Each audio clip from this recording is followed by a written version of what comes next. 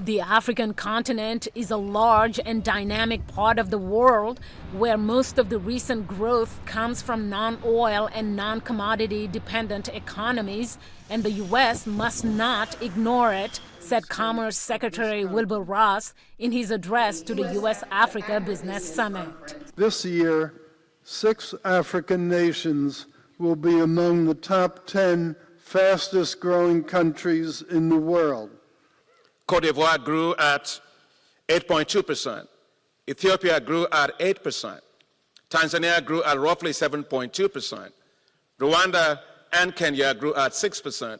Senegal grew at 6.7%. But as a former global investor, Ross says it's important to make sure that U.S. companies are in the best position possible to do business in Africa. Access to markets, recognition of truly international standards, due process in procurement, protection of intellectual property. These are factors that help foster mutually beneficial relationships. Lindwe Zulu, South Africa's Minister of Small Business Development, told VOA her country's institutions are very strong. It's about Africa attracting U.S. investors. And in the main, it's about Africa creating a conducive environment for investors, because there's no investor who wants to go into any country and not see the returns of their investment. Vista Life Sciences, a U.S. healthcare technology company, recently set up shop in Botswana, where the company is developing new pathways for HIV testing and cervical cancer management. We worked with the local government. They were fantastic. We engaged local attorneys to help guide our path and all of the local regulatory issues.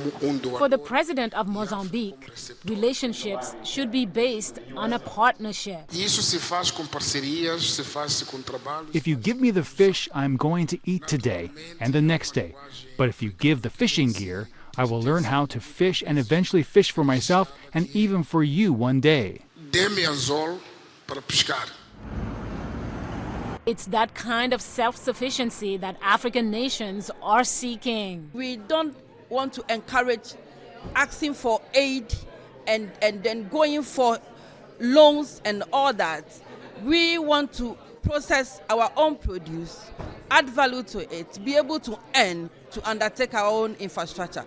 Mariama Diallo, VOA News, Washington. We are a leading cocoa economy.